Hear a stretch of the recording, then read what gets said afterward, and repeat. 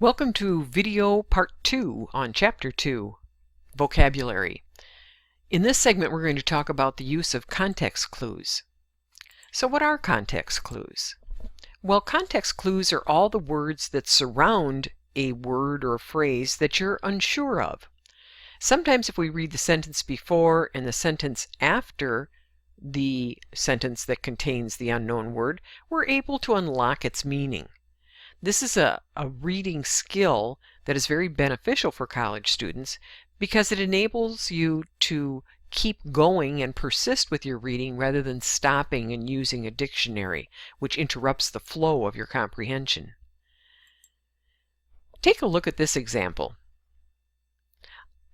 Read it over and see if you can fill in the blanks.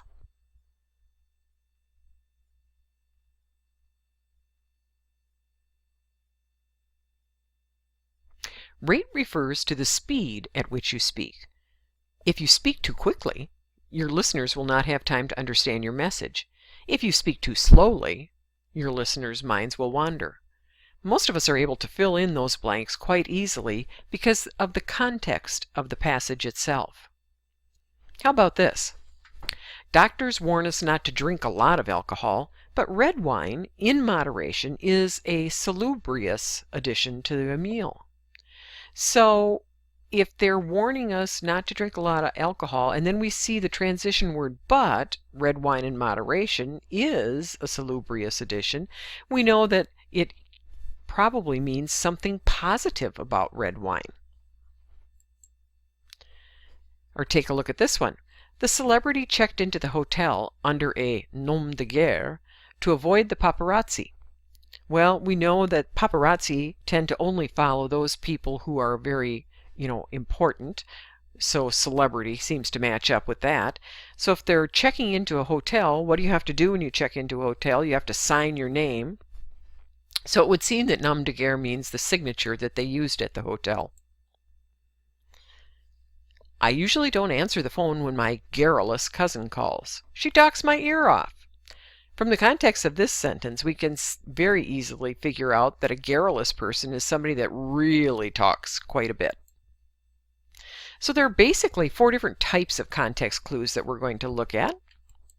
And the first one is called a restatement clue.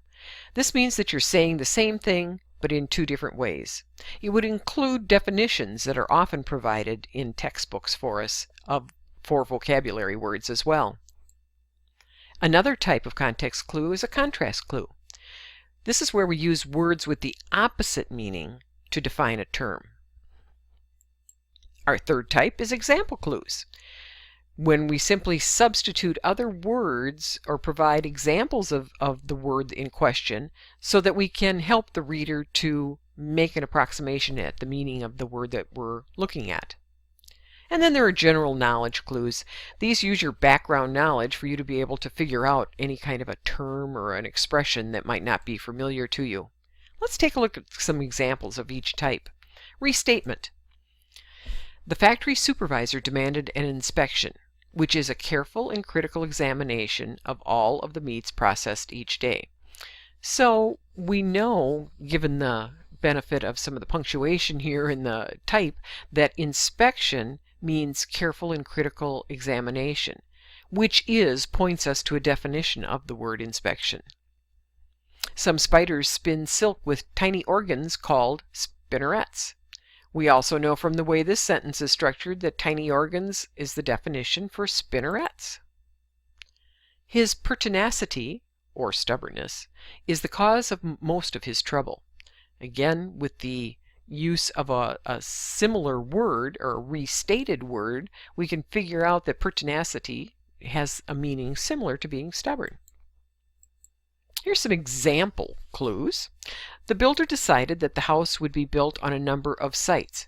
For example, it's a big hint right there, along a wooded path near the ocean or atop a mountain. These would all be examples of sites.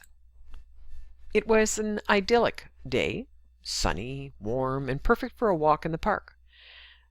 What is idyllic? Well, it's when a day is just about picture perfect, as we see from the rest of that sentence. Toads, frogs, and some birds are predators that hunt and eat spiders. So what is the predator of a spider? Well, with the examples that we've seen here, we know it can be either toads, frogs, or birds. Now let's look at some contrast clues. Although the time in a dentist chair is brief, it can feel like several hours. So we're using the comparison of something that feels like 7 hours to something that's brief.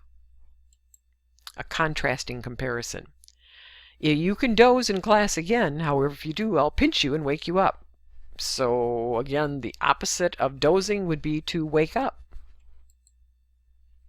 For now, our weekend trip is tentative, unless, of course, the airline calls to confirm our flight. So in this example, the contrast clue tentative is contrasted by confirm. Some more contrast examples. One of the dinner guests succumbed to the temptation to have a second piece of cake, but the others resisted. Well, if succumbed is being contrasted with something in the sentence, what would it be? Succumb would be contrasted with resisted. So succumbed means he gave in and had a second piece of cake. Most of the graduates were elated, though a few felt sad and depressed. So again, the opposites, elated versus sad and depressed. So elated means happy. The old man seemed morose, whereas his grandson was very lively. Again, the contrast is set up for us. If his grandson is very lively, whereas the old man was morose, we know that morose means something that is the direct opposite of very lively. The gentleman was quite portly, but his wife was thin. So we know that the contrast there is between portly and thin. So someone who's portly is on the heavy set side. Just a few more contrast clues. The boxes weren't exactly heavy, just cumbersome, unlike the easy-to-carry bags with handles.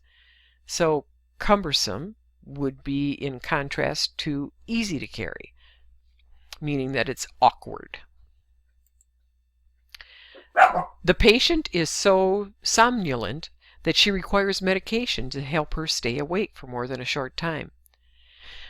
Somnolent means that she can't stay awake, so somnolent means that she's sleepy. Whereas Melissa is quite lithe, her sister is clumsy and awkward. So the opposite of clumsy and awkward is lithe, which means graceful. Another category of context clues would be those of general knowledge. We've all walked this earth for a number of years, and we've built up a lot of background knowledge that helps us to figure out words. When the customer tried to pay with US dollars, the clerk explained that the store accepted only Mexican pesos. Well, we know that pesos here must be some type of payment. In the US we use dollars, and so pesos is Mexican, a term that describes Mexican money or currency. We had to leave the car and walk up because the incline was too steep to drive. So walking up, incline, that means that we're going uphill. Since Marta was nervous, she brought her rabbit's foot as a talisman with her to the exam.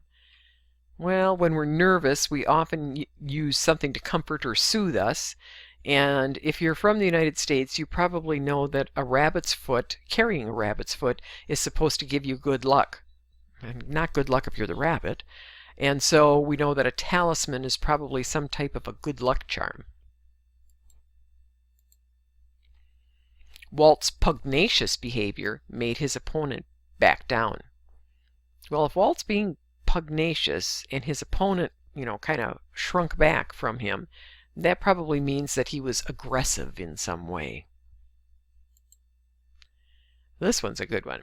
The man gigged the large fish, but he needed his friend to enlarge the hole to drag it out of the frigid water. So from the rest of that sentence, we know that if a friend had to enlarge the hole, that is often what fishermen do, that they gig a fish. They put a hook through the fish to hang it up on the line. Brian is considered the most troublesome student ever to have walked the halls of Central High School. He has not passed a single class in his 4 years there, and seldom makes it through an entire hour of class without falling asleep or getting sent to the office. His teachers consider him completely incorrigible. Well, from all the descriptive words that we have in this paragraph, we can tell that incorrigible means difficult, unruly, undisciplined, any number of synonyms that we could come up with. Now, one of the other things that's very helpful with context clues is when we look for clues that are given to us through punctuation. So if you look at the commas in this sentence, the arbitrator, the neutral person chosen to settle the dispute, is what's in the commas is a restatement or a definition of what an arbitrator is. The girl was churlish, rude, sullen, absolutely ill-mannered. The parentheses give us examples of the word churlish. Jesus was vexed at the referee's decision. And then we have this dash. He yelled until his coach had to calm him down. So from our general knowledge, we could figure out that if he's yelling at the referee, that he's probably upset, which is a good approximation for what vexed means. So let's give it a try. Number a piece of scrap paper right now from 1 to 6. Number 1. What kind of context clue is being used? Some people are gullible, easily cheated or tricked.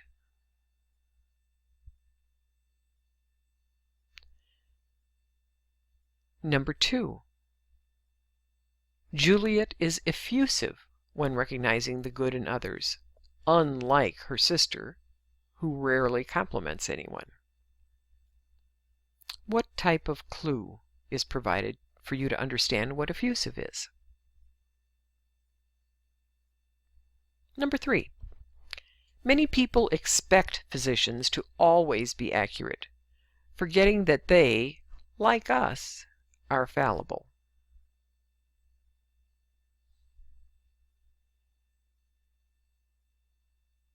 Let's go on to the next set of 3. By jogging for 20 minutes at the rate of 5 miles per hour, one will expend, or use, 200 calories. What's the context clue for number 5? Criteria are standards by which something is judged, such as the standards teachers use when evaluating students' writing. And your last context clue to identify? Number 6. Many pregnant women are convinced that they will not exhibit basic maternal behaviors, such as holding their baby correctly, nursing them, or even keeping them safe.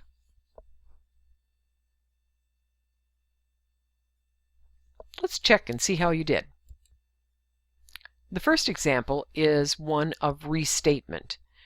Easily cheated or tricked is a restatement of what gullible is. In the second example, effusive is in direct contrast to rarely compliments anyone. So effusive must be the opposite of rarely, which means on a regular basis. For number 3, we have a general knowledge context clue, because we can figure out that if physicians are always expected to be accurate, it is in a general knowledge way that we know that, like us, we're not always accurate. We're sometimes incorrect or fallible. Example 4 is a restatement. So jogging at the rate of 20 minutes or at the rate of 5 minutes per hour, one will expend, and then the restatement is in parentheses, or use. So it uses that punctuation clue that we talked about. Numbers 5 and 6 both have examples provided, such as the standards teachers use, or in number 6, such as holding their baby, nursing them, or keeping them safe. Now you're ready to end this video and continue on your work with context clues.